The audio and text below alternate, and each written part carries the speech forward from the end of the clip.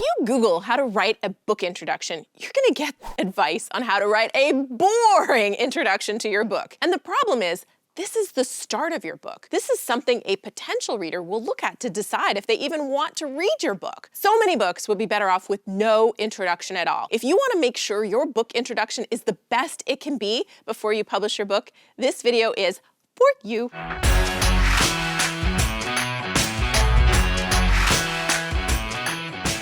Hey, I'm Julie the Book Broad, an award-winning author and the founder of a fantastic company called Book Launchers. We're your fabulous professional self-publishing team, helping you write, publish, and sell nonfiction books that grow your business and make you money. A quick Google search for how to write a book introduction lands you some advice like, number 1, summarize or outline the book. Number 2, provide an overview of the book with your reader hook. Number 3, share why you wrote the book. Number 4, tell them who the ideal reader is and what the intended use or outcome is for the book. Are you still awake? Probably not, because that is a total snooze fest right there. We're all about no boring books at Book Launchers, and especially important when it comes to the beginning stuff in your book. If you did a great job of your title, your cover, your book description, and somebody actually flips open your book or clicks that look inside feature on Amazon, those first pages better get that potential reader pulling out their credit card or clicking that buy now. And the reality is most introductions are so author-focused, they bore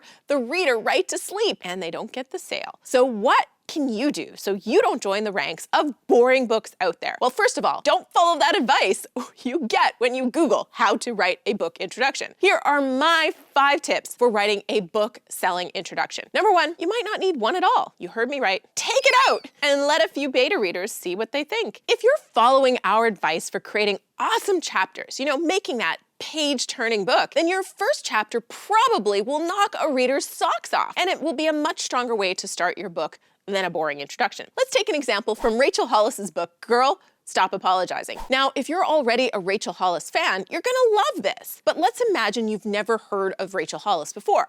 The book starts out, when I originally started writing this book, I fully planned on calling it Sorry, Not Sorry. And yes, I was basing that title on Demi Lovato's song. In fact, I'd go so far as to say the song was the impetus for the entire book. I'm not gonna read the whole introduction to you. It's well written, but if I didn't know that Rachel Hollis is a super hot best-selling author, and this is a follow-up book to her crazy popular Girl, Wash Your Face, I don't know if I would keep reading. If this was a random book I was checking out, I'd be bored and disinterested. And let me tell you, that introduction is long.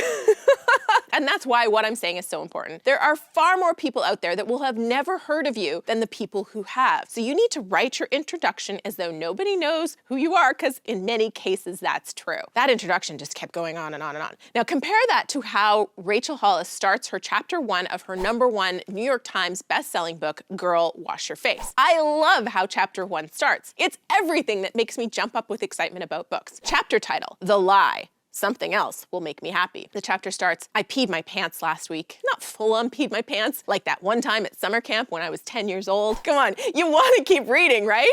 You're thinking, Julie, keep going. I wanna know what happens. That's how you start a book. Your book doesn't need an introduction if you crush your first chapter and have a great book cover and description. But I get it.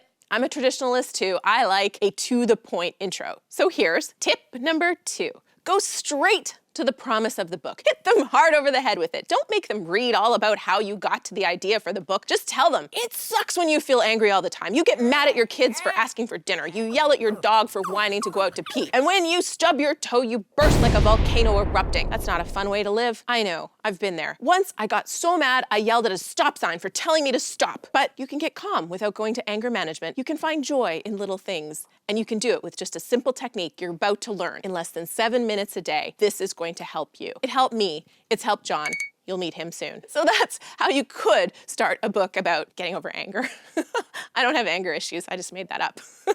I've never yelled at a stop sign, I swear. But I want you to see a great intro can be short and really pointed and benefit driven. Tell the reader why they need to read this book. Number 3, make sure your intro is all about the reader, even if you tell a story. See, in my fake intro that I just told you about yelling at a stop sign, that was a story about me, so the reader could relate to. I wasn't rambling about a story about how I found enlightenment or I got inspired. It's one sentence that I tell you, I understand you're angry, reader. So make sure it's about the reader. Number 4, Keep it short. Remember, this book is for your reader. It's intended to help them with a transformation, solving a problem, or giving them a way to achieve an important outcome or an emotional experience. Don't make them wait too long until you get to that. Finally, number 5, make sure there's a clear call to action. A great intro covers the problem, offers the solution, and makes the reader realize they shouldn't wait. To make my fake intro better, I could tell them the cost of waiting. I could say, maybe you don't think you need to read this book today, but if you don't, you could be damaging your relationships beyond repair, and you're certainly missing out on a lot of love and joy that you'll be open to once you know the tricks in this book. So what are you waiting for? Calmer waters are ahead. Keep reading. That's the key. Keep reading. This is what you're gonna get. If your intro is too long or too boring or all about you, you may get book sales despite it, but you'll never know the ones you miss out on. So take a look. Can you cut it out completely, or even better, make it no more than 500 words long and all about the reader? Now I'm curious, do you